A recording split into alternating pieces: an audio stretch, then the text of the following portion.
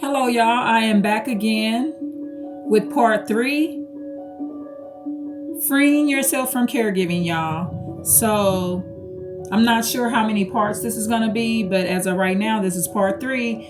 Very important lesson. I'm speaking from experience, along with having a future plan, y'all. Okay? So, I mentioned in part two about my mom's dishonesty, right? And a lot of times people are not being dishonest on purpose. It's just that they have a need that needs to be met when they're dying, and they have to take care of their responsibilities. And one of my responsibilities was my disabled brother that was living with my mother. So what people would like to do before they pass is have their responsibilities still being cared for once they are deceased. So, but at the same time, you got to remember that a mom that does not fully take care of you every day, that puts her mom first, or not her mom, puts her man first. And also, my disabled brother, he came first before me and my sister.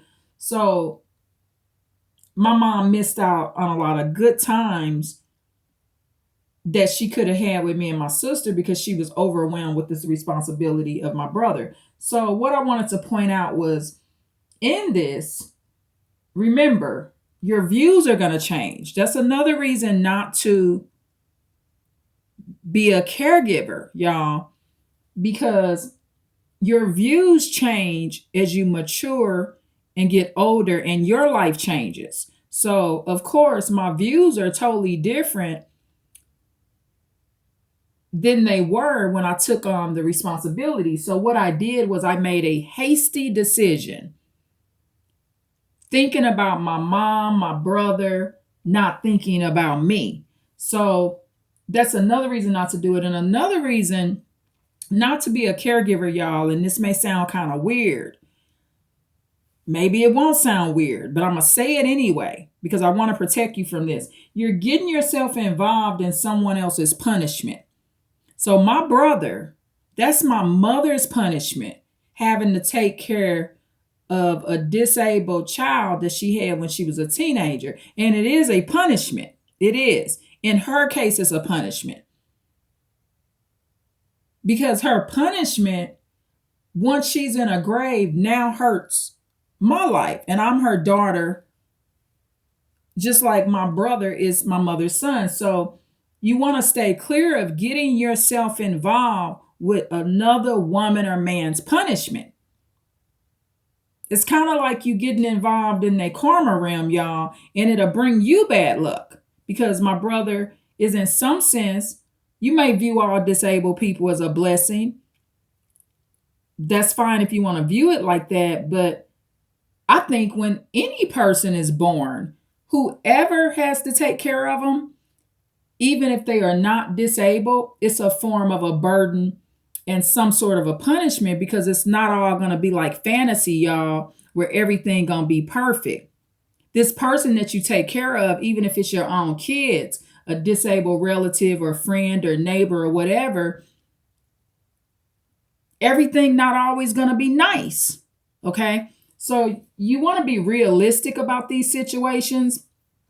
And that's one of the things. I was not realistic because I didn't have enough experience in this area and I made a hasty decision. So I also brought up in part two your empath reputation and your standard. So I am changing my reputation. And a lot of people that do have some level of empathy, whether it be a lot of it or a little of it, were afraid to change that reputation because you want to be what the world calls sweet, y'all. And sweet will get you hurt. Sweet to me means suddenly welcoming enormously evil tyrants. That is my version of sweet. I'm going to say it again. Suddenly welcoming enormously evil tyrants. That's what you're doing. I came up with that myself.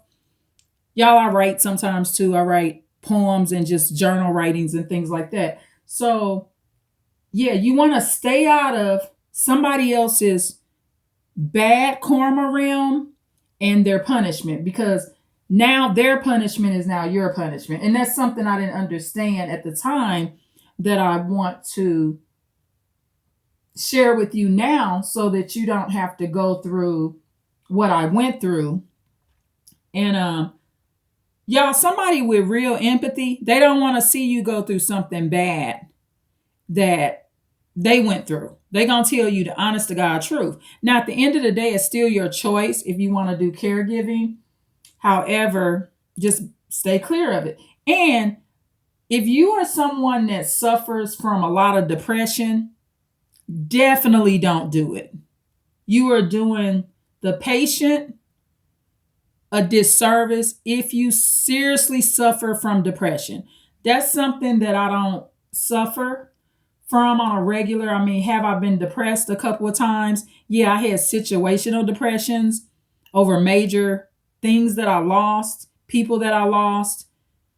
However, you want to prevent depression too, y'all. Please like, share, and subscribe. Tune in for part 4. This is part 3. Thank you. Bye.